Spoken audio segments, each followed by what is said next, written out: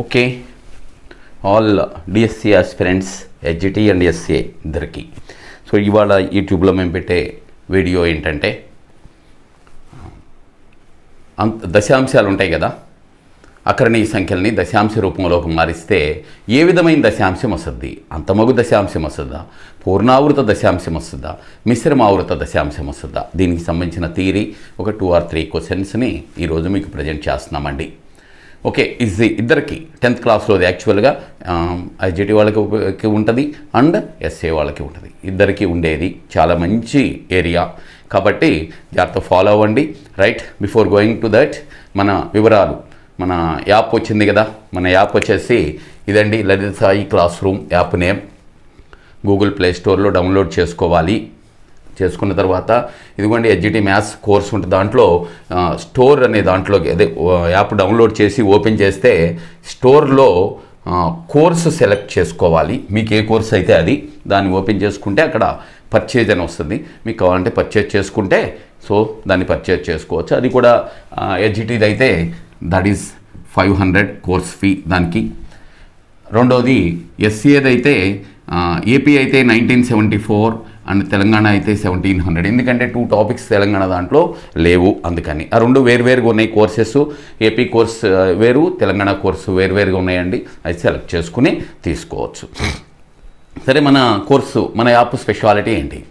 దీంట్లో హెచ్జిటి దాంట్లో అయితే అన్ని తరగతుల్లోనూ ప్రతి క్వశ్చన్ చెప్పబడినది. అది అంటే 9th to 10th రిలేటెడ్ అండి, నాట్ ఆల్ ద లెసన్స్. అన్నీ ఎందుకు, మనకి సిలబస్లో ఉన్నవి రిలేటెడ్లో 9th to 10th, మిగిలినవి కూడా అన్ని ఆల్ క్వశ్చన్స్ అండి. రైట్, అట్లాగే దీంట్లో ఎస్ఏ మ్యాథ్స్లో అయితే ఇంటర్మీడియట్ అండ్ స్కూల్ లెవెల్. ఇంటర్మీడియట్లో అయితే ఏ క్వశ్చన్ వదలకుండా అన్నీ చెప్పబడినవి. అండ్ స్కూల్ లెవెల్లో కూడా 70-80%. అండ్ రెండోది ఏంటంటే యాప్ వచ్చేసేసి దీంట్లో ఎగ్జామ్స్ కండక్ట్ చేస్తామని చెప్తున్నాం, నన్ను అడుగుతున్నారు కొందరు. అది త్వరలో కండక్ట్ చేస్తామండి. ఇంకా యాప్లో అంటే ఎక్కువ అప్లోడ్ చేయలేము, వీడియోస్ మనం తీసుకున్నా సరే ఎక్కువ అప్లోడ్ చేయలేము, దానికి it takes too much time అండి. అందుకని మొత్తం అప్లోడ్ చేయడానికి చాలా వరకు చేసేసాము. ఇంకొక 15-20 డేస్ అప్లోడింగ్ టైం పడుతుంది. అది అయిన తర్వాత by the month of January ఎండ్కి ఎగ్జామ్స్ స్టార్ట్ చేస్తామండి. 3-4 డేస్కు ఒక ఎగ్జామ్ ఉంటుంది. సో ఒక టాపిక్ ఇచ్చేసి దాని మీద అవసరమైన బ్రీఫింగ్ మన యాప్లోనే నేను లైవ్లోకి వచ్చిస్తాను. నన్ను అప్పుడే కాదండి, దయచేసి గుర్తుంచుకోండి, టైం ఉంటుంది. ఎప్పుడు మొదలు పెడతారని అడుగుతున్నారు మన ఎవరో. దయచేసి మొదలు పెడతాను, ఇంక టైం ఉంది కొద్దిగా. So I have to complete this formality. ఇవన్నీ దాంట్లోకి ఎక్కించేయాలి ఫస్ట్. అప్పుడు కదా, అప్పుడు మీకు ఏంటంటే దానికి సంబంధించిన టెస్టులు పెడతాను. 1 by 1 సిలబస్ని ముక్కలు చేసుకుంటా. అలాగే స్టడీ మెటీరియల్ గురించి అడుగుతున్నారు. స్టడీ మెటీరియల్ కూడా దాంట్లో పెడతాను. ఈ పనులన్నీ అవ్వాలి కదా, నాకు అప్లోడింగ్ పని అవ్వాలి, చాలా టైం తీసుకుంటుంది అది. ఓకే, అవగానే అది కూడా పెట్టేస్తాం. ఓకే, కాబట్టి మీ ప్రిపరేషన్ స్టార్ట్ చేసేయండి. ఎస్ఏ వాళ్ళు ముఖ్యంగా ఇప్పటి నుంచి స్టార్ట్ చేసేయాలి. హెచ్జిటి వాళ్ళు కూడా, నాన్ మ్యాథ్స్ వాళ్ళు ఉంటే చక్కగా అర్థమవుద్దండి మీకు. So it is best app. మీకు వేరే ఏ ఉన్నా సరే ఎగ్జామ్స్ దగ్గరకు వచ్చేసరికి మీ పరిస్థితి ఏంటంటే ఇది కూడా మీ దగ్గర ఉండాలి అనుకుని ఆల్రెడీ వేరే మొత్తం కొనుక్కున్నా, లేదా ఇంకో చోట మ్యాథ్స్ యాప్ కొన్నా సరే ఇది కూడా మనకు కావాలని కొనుక్కుంటారు. అది కూడా చెప్తున్నా ముందే నేను, నో డౌట్ అబౌట్ ఇట్. ముందు నుంచి చూసుకుంటే this will be more useful అండి. సో అన్ని క్వశ్చన్స్ మీకు దొరుకుతాయి కాబట్టి. రైట్, అలాగే దీనికి సంబంధించినటువంటి ఓన్లీ ఎక్కువ మినిమం ఇన్ఫర్మేషన్ ప్లీజ్ ఏమేంటి అనేది పక్కాగా ఉండండి. నన్ను సస్పెక్టింగ్గా అయితే ఏమంటే అన్నీ పెడతారా, అన్నీ పెడతామనే కదండి మీ దగ్గర డబ్బులు తీసుకునేది, అన్నీ పెడతారా, ఈ టైప్ ఆఫ్ క్వశ్చన్స్ కోసం అయితే ప్లీజ్ డోంట్ కాల్ మీ. ముందే చెప్తున్నా, ఏమనుకోవద్దు అట్లా. అన్నీ పెట్టడానికే మేము, అన్నీ పెట్టకపోతే డెఫినెట్గా విల్ గివ్ ఇట్ బ్యాక్ అండి. అంతకంటే ఇంక నేను చెప్పగలిగేది లేదు, టైం పడుతుంది కాకపోతే. సో ఒక 20 days 25 daysలో ఎవ్రీథింగ్ విల్ బీ కంప్లీటెడ్, అన్నీ అయిపోతాయి. అది గుర్తుంచుకోండి. అంటే అన్నీ పెడతారా లేకపోతే పెట్టరా అనుమానిస్తే నేనేం చెప్పగలను? ఆ టైప్ ఆఫ్ క్వశ్చన్స్కి నా దగ్గర తావు లేదు, నా గురించి తెలిసిన వాళ్ళకి ముఖ్యంగా. సో జనరల్గా మీరు ఎవరు వచ్చినా అలా తెలుసుకునే వస్తారు కాబట్టి. అలాగే నా యూట్యూబ్లో కానీ నేను చెప్పిన దాన్ని బట్టి మీకు అర్థమయ్యి ఇదైతేనే ఈ గో ఫర్ దట్ పర్చేజ్ అండి. అంతేగాని నన్నే అన్నీ పెడతారా, ఈ టైప్ ఆఫ్ క్వశ్చన్స్ నన్నే అడిగారు డెఫినెట్గా కొద్ది బాధగా ఉంటుంది. ప్లీజ్, అందుకే నేనే ముందే క్లారిఫికేషన్ ఇచ్చేస్తున్నా. మీకు ఇష్టమైతే తీసుకోండి, లేకపోతే లేదు. డెఫినెట్గా మీకు ఈ తీసుకోకపోతే డెఫినెట్గా లూజ్ అవుతారనేది మాత్రం దట్ ఈస్ మై డెఫినెట్, నేను అష్యూర్ చేయగలను. అది అంతకంటే నేను చెప్పేది లేదు. ఓకే అండి. సో దీన్ని నా నెంబరు ఇదండి, 94-936. ఇంకా ఏమన్నా ఇన్ఫర్మేషన్ కావాలి అంటే ప్లీజ్ కాల్ దిస్ నెంబర్. అది అనుమానంగానో లేకపోతే ఇంకో రకంగా నన్ను అడిగి చెప్పేసాను అన్నిటికీ నాకు ఒక 20-25 డేస్ పడుతుంది ఆల్ ద థింగ్స్ కంప్లీట్ అయ్యేసరికి, both the courses, both for SC and నా దగ్గర ఆల్మోస్ట్ అన్నీ ఉన్నాయి. ఇంకొకది ఒక 10-20% నేను చేయాల్సినవి ఉంటాయి ఏమే తప్ప ఆల్ ఆర్ దేర్. కానీ ఒక వీడియో చేయాలంటే it takes 1 hour for me. ఒక వీడియో అప్లోడ్ చేయడానికి తీసుకున్న వీడియోని నేను ఒక 3-2 hours కంటే ఎక్కువ కేటాయించలేదు, అందుకని లేట్ అవుతుందండి. ఫెస్టివల్ టైంలో ఖాళీ ఉండదు, ఒక రోజు కూర్చుని 2-3 రోజులు కూర్చుని మొత్తం పెట్టేస్తాను. అందుకని ఓకే, దానికి సంబంధించిన క్లారిటీ ఇచ్చేసాను. ఇష్టమైతే యూ ప్రిఫర్ ఇట్, ఇంకా అందుకని నేను ఎక్కువ చెప్పలేను. ఓకే అండి, రైట్. ఇవాళ ఇచ్చిన ఏరియా ఇది చూడండి. ఒక రకంగా చెప్పాలి, ఇదే నాకు డెమో అనుకోండి, మీరు నేను చెప్పేవే ఇదే నాకు డెమో, నేను ఎట్లా చెప్తున్నానో మీకు అర్థమవుతుంది. దాన్ని బట్టి యూ ఆప్ట్ దట్ వన్, అంతేగాని వేరేగా వద్దు. మీ డబ్బులు ఇక్కడ నేను డబ్బులకి వాల్యూ ఇచ్చే మనిషిని, మీ డబ్బులు నేను ఊరికే తీసుకోనండి, అది గుర్తుంచుకోండి. Okay, best of luck.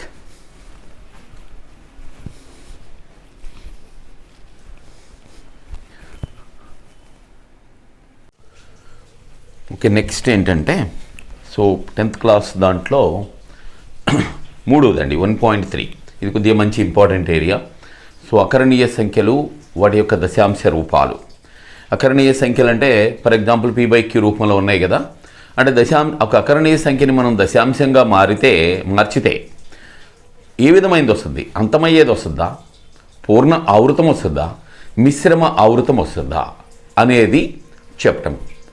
అది జనరల్గా ఒక అకర్ణీయ సంఖ్యని దశాంశంగా మారిస్తే అంతమగు దశాంశం వస్తుందా, పూర్ణావృత దశాంశం వస్తుందా, మిశ్రమావృత దశాంశం వస్తుందా అనేది హారం మీద ఆధారపడి ఉంటుందండి. హారము మీద ఆధారపడి ఉంటుంది. రైట్, చూద్దాం. అది కూడా తర్వాత రాస్తాను, ముందు నుంచి ఎక్స్ప్లెయిన్ చేసిన తర్వాత. ఇలా హారం ఉంది కదా, అంటే p/qలో q అనుకోండి, p/qలో q అంటే హారమే కదా.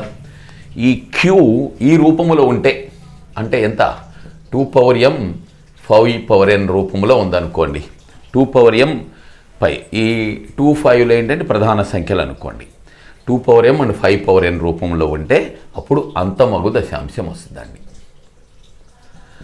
అంటే కారణాంకాల లబ్ధంగా రాస్తే, ప్రధాన కారణాంకాల లబ్ధంగా రాస్తే హారం ఇలా వచ్చిందనుకోండి, అది అంతమగు దశాంశం వస్తుందండి. అలా కాకుండా 2-5 కాక ప్రధాన కారణాంకాల లబ్ధంగా రాస్తే 2-5లు కాక, ఓకే 2m అండ్ 5n కాకపోతే, ఈ రూపంలో లేకపోతే, అంటే ఫర్ ఎగ్జాంపుల్ 3 పవరు లేకపోతే 7 పవరు ఇటువంటివి అనమాట, ఈ రూపంలో లేకపోతే అప్పుడు ఏమొస్తుందంటే, ఇవి లేకపోతే అసలండి, ఇవి అసలు లేకపోతే అప్పుడు పూర్ణావృతం వస్తుందండి. పూర్ణ ఆవృతం. ఓకే అండి, ఈ రూపం అసలు అది కనిపించకపోతే మనకి అచ్చంగా ఇవే ఉంటేనేమో ఇవి 2 మాత్రమే, లేదా ఆ రెండిట్లో ఒకటి 2 ఉండొచ్చు, 5 ఉండొచ్చు, 2 and 5 2 ఉండొచ్చు. అలాంటప్పుడు అంతమగు దశాంశం వస్తుంది. అస్సలు అవి కనిపించకపోకుండా వేరే ఉంటే అప్పుడు పూర్ణావృతం వస్తుంది. అలా కాకుండా రెండిటి కాంబినేషన్ ఉందనుకోండి, ఇవి ఉన్నాయి అలాగే ఇతరత్రా కూడా ఉన్నాయి అనుకోండి, అప్పుడు ఏమవుతుందంటే మిశ్రమ ఆవృతం వస్తుంది. తెలుసు కదా, అంతమయ్యేదంటే ఎక్కడో చోట అంతం అవుద్ది. ఇలా 1.21 ఎక్కడో అంతం అవుద్ది. పూర్ణావృతం అంటే అర్థం ఏంటి? 2 పాయింట్ వెంటనే స్టార్ట్ అవుద్ది, 3-1 ఇట్లా. మిశ్రమావృతం అంటే అర్థం ఏంటి? కాసాగి ఇప్పుడు ఫర్ ఎగ్జాంపుల్ 3.15, ఓకే 27 ఇట్లా. మనకు తెలుసు కదండి, మిశ్రమావృతం అంటే కాసేపు ఆగి రిపీటెడ్ పార్ట్ వస్తుందని. ఓకే, ఇలా 3 రకాలు. ఓకే, అంతమయ్యేది ఎప్పుడు వస్తుందంటే ఇప్పుడు చెప్పుకున్నాం కదా, హారం వచ్చి ఇది మనకి దీంట్లో రాస్తే ఏది కారణాంకాల లబ్ధంగా, ప్రధాన కారణాంకాల లబ్ధంగా రాస్తే దాన్ని ప్రధాన కారణాంకాల లబ్ధంగా విడగొడితే లేదా ఘాత రూపంలో రాసుకుంటే హారము ఇదిగో 2 పవర్ 5 పవర్లో ఉందనుకోండి, వాటిలో మాత్రమే ఉంటే అంతమగు దశాంశం. అవి కాక ఇతరత్రా రూపంలో ఉంటే అప్పుడు పూర్ణావృత దశాంశం. అలా కాకుండా అది ఇది రెండిటి కాంబినేషన్ కొడితే మిశ్రమావృత దశాంశం. ఓకే అండి, నేను నోట్ చేస్తాను, తర్వాత నోట్ చేసుకుందరు కానీ మీరు.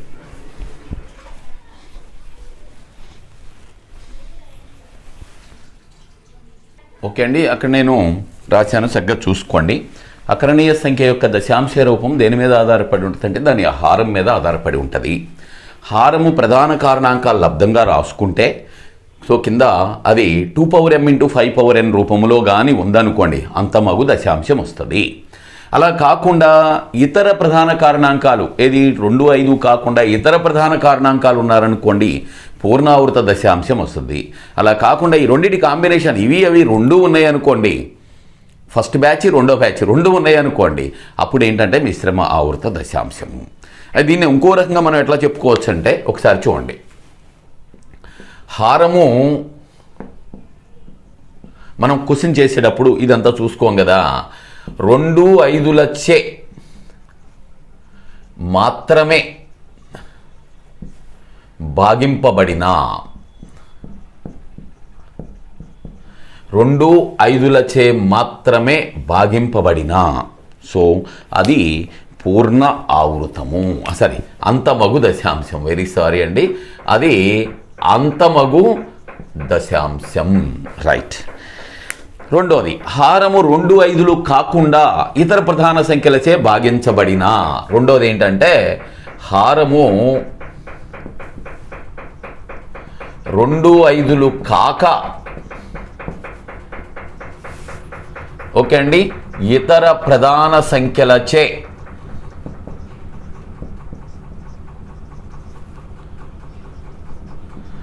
భాగింపబడిన. అప్పుడేమొస్తుందంటే ఓకే పూర్ణ ఆవృతం వస్తుందండి. ఈ సందర్భంలో ఏమొస్తుందంటే నీకు పూర్ణ ఆవృతం.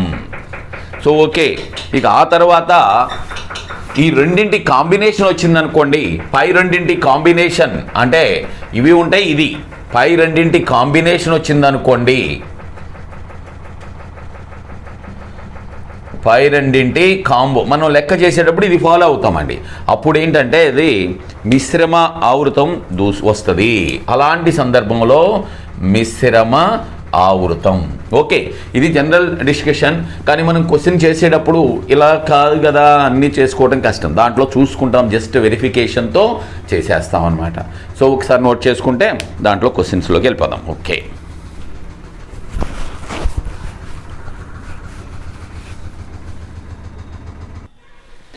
ఓకే నెక్స్ట్ అండి. ఇక నేను చిన్నగా క్వశ్చన్స్ తగిన రూపంలో చిన్న మార్పులు చేసి ఇస్తున్నానండి. క్రింది వాణిలో అంతమగు దశాంశము కానిది, అంతమగు దశాంశము కానిది, అంతం కానిది అనమాట. ఓకే అండి, రైట్. అంతం కానిది అది కూడా ఏంటో కూడా చెప్పుకుందాం. రైట్ అండి, చూడండి ఒకసారి అన్ని ఆప్షన్స్ అనుకోండి. దీంట్లో ఏం పోతుంది, 2వ ఎక్కం మాత్రమే పోతుంది. 2వ ఎక్కం, ఇంకే ఎక్కం పోదు కదండి, మాత్రమే. కాబట్టి ఏంటిది అంతమగు, అంతే కదండి, మొదటి బ్యాచ్ కదా. దీంట్లో 2 పోద్ది, 5 పోద్ది, ఇంకే ఎక్కమన్నా పోద్దా ఏమండి, పోద్దా? 4 పోద్ది కదా. ఇక్కడ ఒక చిన్న విషయం, మనం మాట్లాడుకునేది ఓన్లీ ప్రధాన సంఖ్యల గురించే, అంతేగాని 4 పోద్దండి 10 పోద్దండి ఇటువంటివి కాదు, ప్రధాన సంఖ్యల గురించే. 2వ ఎక్కం పోద్ది, 5వ ఎక్కం పోద్ది, ఇంకా 3 పోదు, 7 పోదు, 11 పోదు, ఇంకా ఏ ప్రధాన సంఖ్య పోదు. ఓకే, కాబట్టి దీంట్లో చూడండి 2 5లు మాత్రమే పోతాయి. ఓకే అండి, అంతేనండి. మళ్ళీ చెప్తున్నానండి, ప్రధాన సంఖ్యల గురించి మనం మాట్లాడుకుంటున్నాం. ఏమండి 4 పోద్దుగా అనుకుంటారు, ఇంకా 4 అంటే ప్రధాన సంఖ్య కాదు కదా, అందుకని. కాబట్టి ఇది కూడా ఏంటండి అంతమగు, మనకు అంతం కాంతి కావాలి, అంతమగు దశాంశం కానిది, అంతమగు దశాంశం కాంతి. రైట్, ఇక్కడ చూడండి 5 ఉంది, ఇది పట్టించుకోక్కర్లా, దీంట్లో చూసుకుంటే చాలు. 5 ఉంది కింద, అంటే ఇంకా దాన్ని చేయక్కర్లా, అంతమగు. 5 ఉంది కదండి, అందుకని అంతమగు. ఇక్కడ 11లో 2 ఎక్కం పోద్దా? పోదు. 5 ఎక్కం పోతుందా? పోదు. ఏది పోవండి, 2 5లు పోవు. అంటే ఆవృత దశాంశం ఏంటండి అది, సారీ అంతేగా పూర్ణ ఆవృతం, అది కూడా మనం చెప్పాలి. పూర్ణ ఆవృతం 2 5లు అస్సలు పోవు కదా, ఓన్లీ ఇతరత్ర అదేదో ఉంది, అందుకని అంతం కాని దశాంశం, అంతం కానిది అంతం అవదు, కాకపోతే పూర్ణ ఆవృతం. నెక్స్ట్లో మిశ్రమ ఆవృతాన్ని ఎగ్గొట్టాడండి క్వశ్చన్స్, అంటే మనం అయితే చేసుకుందాం. రైట్, ఇక్కడ చూద్దాం. దీంట్లో ఏంటి, ఓన్లీ 5వ ఎక్కం మాత్రమే పోద్ది, దీంట్లో 5 మాత్రమే పోతుంది. అంటే ఏంటది అంతమగు. కాబట్టి 5 మాత్రమే పోతుంది కాబట్టి అంతమగు దశాంశం. అన్ని దశాంశాలు ఏమేంటో చెప్పేసుకున్నాం. మనకు కావాల్సింది అయితే ఇది పై దీని ప్రకారం అంతమగు దశాంశము కానిది ఇదివ్వండి, అంతం కానిది ఇది అంతమయ్యేది, ఇది అంతం, ఇది అంతం, ఇది అంతం, ఇది ఒక్కటే కాదు. కాబట్టి మన ఆన్సర్ ఏదంటే దట్ వన్. ఓకే అండి, నోట్ చేసుకుంటే నెక్స్ట్ క్వశ్చన్ చేద్దాం.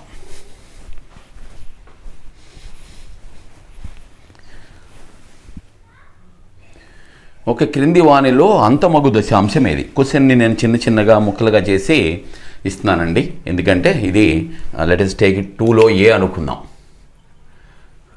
ఆబ్జెక్టివ్ వేలో కావాలి కదా, 2లో ఏ అనుకుందాం. చూడండి, అంతమగు దశాంశము. అంతమగు దశాంశం క్యారెక్టర్ నీకు తెలుసు ఏంటి, 2 కానీ 5 కానీ మాత్రమే పోవాలి, ఇంక వేరే పోకూడదు.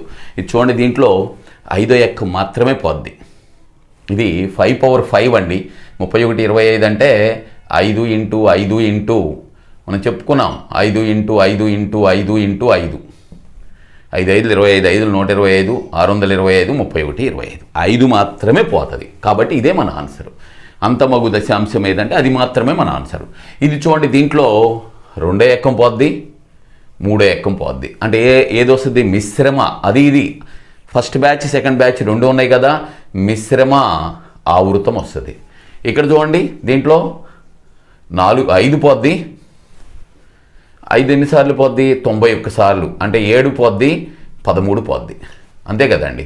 సో దీన్ని ఇక్కడ రాస్తున్నా చూడండి కావాలంటే. This is 5 into 91. ఇంకా 91ని 5 into 7 into 13. So first batch 5 ఉంది, సెకండ్ బ్యాచ్లో 7 13 ఉన్నాయి. కాబట్టి 2. ఇది కూడా ఏమొస్తుంది? మిశ్రమ ఆవృతం. మన ఆన్సర్ అయితే అయిపోయింది, ఊరికే చెప్పుకున్నాం. ఇక్కడ చూడండి 3 5. కాబట్టి ఇది కూడా ఏంటి? మిశ్రమ. ఓకే అండి, మిశ్రమ ఆవృత దశాంశం. ఓకే అండి, నోట్ చేసుకుంటే నెక్స్ట్ క్వశ్చన్ చెప్పుకుందాం.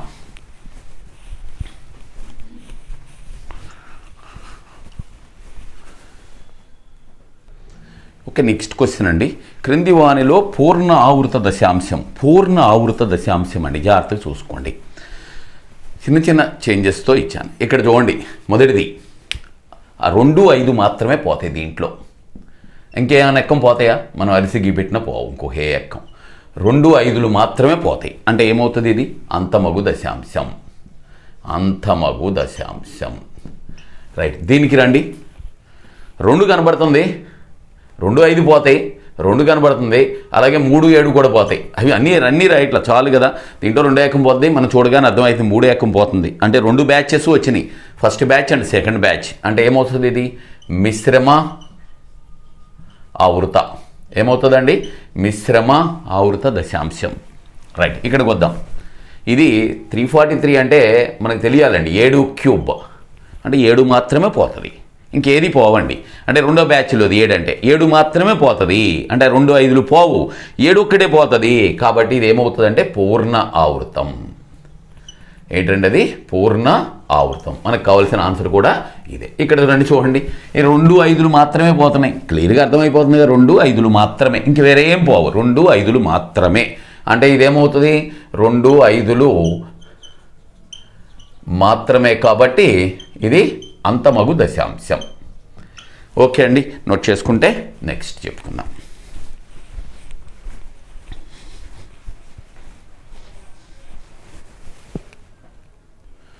ఓకే, క్రింది వానిలో మిశ్రమ ఆవృత దశాంశాలు ఏవేమి? అందుకే దీనికి 5కి ABCD అని ఇచ్చాను. ఆప్షన్స్ కూడా ఇలా ఇచ్చాం. ఏవేవి మిశ్రమ ఆవృత దశాంశాలు చూద్దాం. ఇది మిశ్రమ ఆవృతం అంటే 2 5లు పోవాలి, ఇతరవి కూడా పోవాలి. దీంట్లో 5వ ఎక్కం మాత్రమే పోతుంది. కాబట్టి ఇదేంటి? అంతమగు కదా. అంతే కదండి, ఊరికే రాస్తున్నా, మనకి కూడా ఐడియా ఉంటుంది కదా అని. అంతమగు అది కాదు మనకి. రైట్, దీంట్లో చూడండి, అంటే ఇది కాదు. ఇక్కడ చూడండి 2 మాత్రమే పోతుంది, 2 మాత్రమే అండి. కాబట్టి ఇది కూడా కాదు, అంతమగు. రైట్, ఇక్కడ చూడండి 2 5 అంతే, 2 ఎక్కం 5 ఎక్కం అంతే. కాబట్టి ఇది కూడా ఏంటండి? ఇది కూడా కాదు, అంతమగు. ఇక్కడికి వద్దాం. ఇదిగోండి, దీంట్లో మొదటి బ్యాచ్లో 5 ఉంది, 2వ బ్యాచ్లో 3 ఉంది. 2 ఉన్నాయండి. మొదటి బ్యాచ్లోది ఉంది, 2వ బ్యాచ్లో ఉండదు. కాబట్టి ఏమొస్తుంది? మిశ్రమ ఆవృతం. అది దట్ ఈజ్ ఓకే.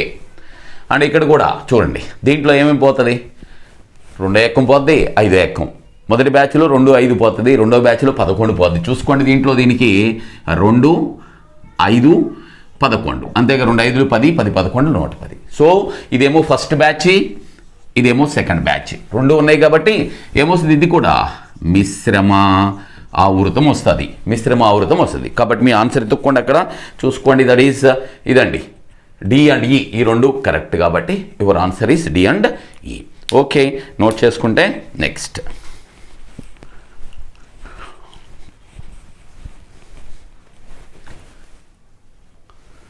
ఓకే, క్రింది వానిలో ఏ దశాంశాలు అకరణీయ సంఖ్యలు అవుతాయి? దశాంశం అకరణీయ సంఖ్య అవ్వాలంటే ఒకటే గుర్తండి, మొండి గుర్తు. ఏంటి? అంతమయ్యేది అకరణీయ సంఖ్య, ఆవృతమయ్యేది ఏ ఆవృతమైన, పూర్ణావృతమైన మిశ్రమావృతమైన అకరణీయ సంఖ్య. ఏది అకరణీయం కాదంటే చెప్పుకున్నాం కరణలో మన 9th క్లాస్ పాటలో, అంతం కాని ఆవృతం కానిది. రైట్, చూసుకోండి, ఇదిగో ఇది అంతమవుతుంది అకరణీయ సంఖ్య. ఏవేవి అకరణీయ సంఖ్యలు అన్నాడు, ఏ దశాంశాలు అకరణీయ సంఖ్యలు అంటే దీన్ని కూడా అట్లా ఏవేవి అకరణీయ సంఖ్యలు అంటే కింద నేను ఆప్షన్స్ ఇస్తాను ఒక్కసారి అండి. ఇది ఏ, ఇది బి, ఇది డి, ఇది సి అనుకుందాం. ఆప్షన్స్ ఏంటంటే ఏ ఓన్లీ, రెండోది ఏ కామా బి ఓన్లీ, మూడోది ఏబిసి ఓన్లీ, నాలుగోది ఏబిసిడి అన్నీ అనుకుందాం. అది చూడండి, ఇప్పుడు చూద్దాం. సో దీంట్లో చూస్తే మీరు ఓకే అండి, అక్కడ ఏ ఓన్లీ బి ఓన్లీ, నా ఒక్కసారి చిన్న మార్పు చేస్తా, AC only and ACD only, ACD only ఇలా ఇచ్చామనుకుందాం. రైట్ అండి, చిన్న మార్పు అంతే. రైట్, చూడండి, మొదట చెప్పాం కదా, అంతం కాని ఆవృతం కానిది అకరణీయ సంఖ్య కాదు. ఇదిగోండి, ఇది అంతమైపోయింది, ఆవృతమే, టిక్ పెట్టుకుంటున్నా. ఇదిగోండి అంతము అవలా ఆవృతం అవట్లా, మనకు ఆవృతం అవుతుందేమో భ్రమ కలిగిస్తుంది. 1 2 0 అండి, ఈసారి ఇంకో 0 అట్లా పెరుక్కుంటే వెళ్ళండి. కాబట్టి ఇది అంతము కాదు, ఆవృతము కాదు. అంటే మనకు కావాల్సింది ఏది, ఇదే అంటే దీనిది. అలాగే అది కాదు, అకరణీయ సంఖ్య కాదు. ఇక్కడికి వచ్చామనుకో ఆవృతం అవుతుంది, బార్ ఉంటుంది. ఓకే, రైట్, బార్ ఉంటే చాలు. ఇదిగోండి, ఇక్కడ కూడా బార్ ఉంది. ఓకే, అంటే ఏవేంటండి, ఏసీడీలు. ఏవండి, ఏసీడి. రైట్, ఇది ఏమంటే కొందరు డౌట్ వస్తుంది, ఏమంటే ఏ కూడా కరెక్టే అంటే ఏ ఓన్లీ అన్నాం, ఏ మాత్రమే అంటున్నాం. అది మాత్రమే కాదు, దాంతోపాటు ఇంకా ఉన్నాయి కదా, అందుకని your answer is ACD. Okay, ఒకసారి నోట్ చేసుకుంటే నెక్స్ట్.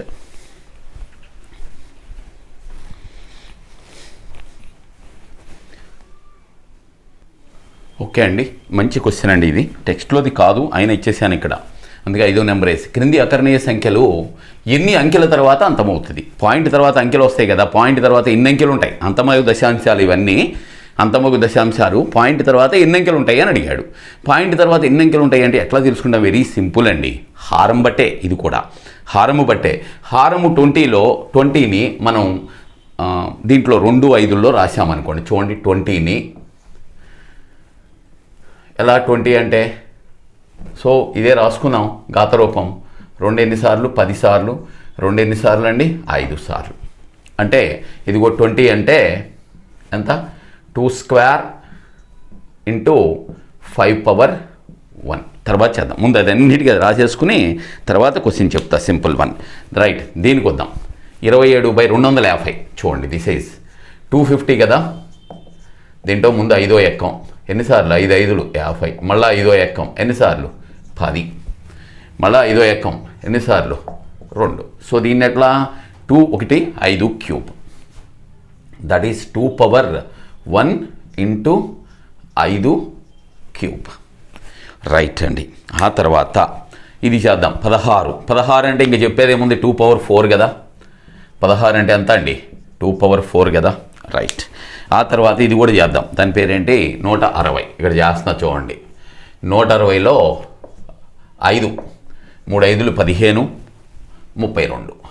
32 అంటే 2 పవర్ 5 కదా. కాబట్టి దీన్ని ఏం రాసేస్తున్నానంటే నేను దిస్ ఈజ్ 160ని 2 power 5 okay into 5 power 1. 2^5 into 5^1. Okay అండి. సరే, ఎన్ని దశాంశాల తర్వాత అంతమవుతుంది అంటే ఈ రెండు ఉన్నాయి చూసారా, దాంట్లో ఏది పెద్ద పవర్ ఉంటే అది. ఏది పెద్ద పవరు అండి? 2. అంటే 2 తర్వాత అంతమవుతుంది. ఈ రెండిట్లో పెద్ద పవర్ ఏది? ఇది. 2 తర్వాత అంతమవుతుంది. అంటే 1 ఏంటంటే సి, 2 కదా పెద్ద పవరు. చూసుకోండి, ఇక్కడ పెద్ద పవర్ 2, ఇక్కడ పెద్ద పవర్ 3, ఇక్కడ ఉన్నదే అది, ఇక్కడ పెద్ద పవర్ 5. అంటే మొదటిది. సో 1 వచ్చేసి 2 తర్వాత అంటే సి. అదిగో 2 వచ్చి ఎన్నిటి తర్వాత? 3 తర్వాత. ఆ రెండిట్లో పెద్దది 3 అంటే ఏ. 3వది వచ్చి 3, చూడండి 4 తర్వాత అంటే డి. 4వది వచ్చి 5 అంటే బి. Okay, that ends. అంతే. ఎంత సింపుల్గా వచ్చిందో చూడండి. That is an important one. ఇది కూడా ఎక్కడో తగిలింది ఈ మధ్యన క్వశ్చన్, జాగ్రత్తగా చూసుకోండి. Okay, please note down.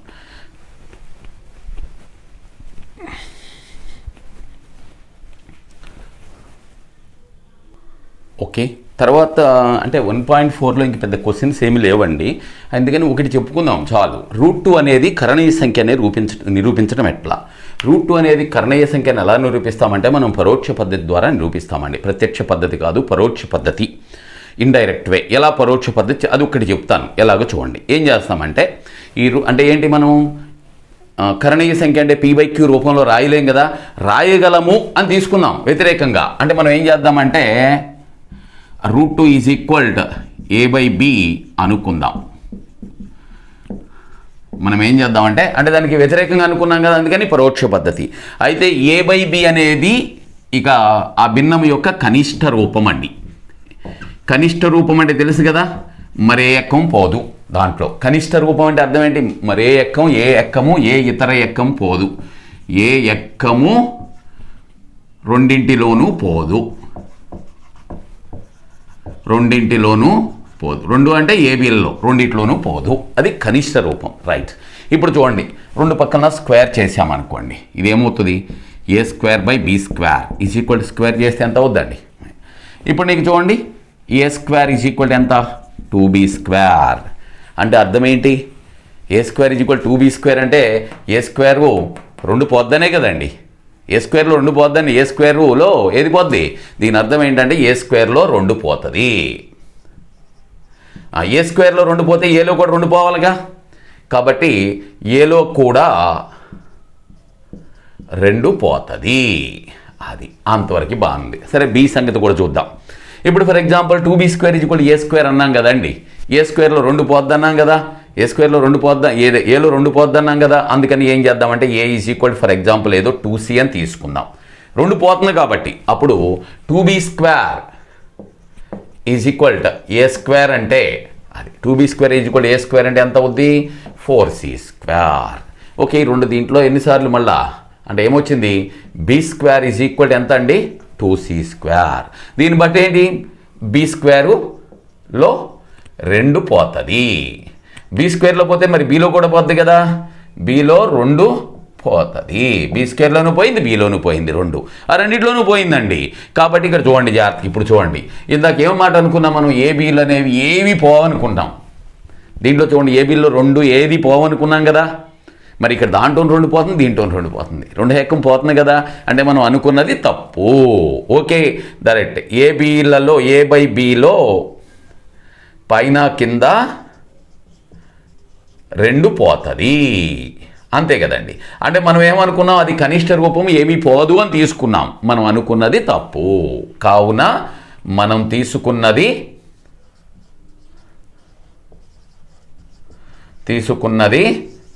తప్పు. ఏమని తీసుకున్నాం మనం? దాన్ని అకరణీయమని తీసుకున్నాం. a/b అంటే √2 అనేది అకరణీయం కాదు. అకరణీయం కాకపోతే ఏమవుతుంది? కరణీయమే కదా, అంటే కరణీయం. √2ని అట్లాగే √3ని ఇంకా దేన్నైనా చేసుకోవచ్చండి. ఓకే, నోట్ చేసుకుంటే ఇంకా దీంతో ఈ టాపిక్ అయిపోయింది, ఈ వీడియో అయిపోతుంది.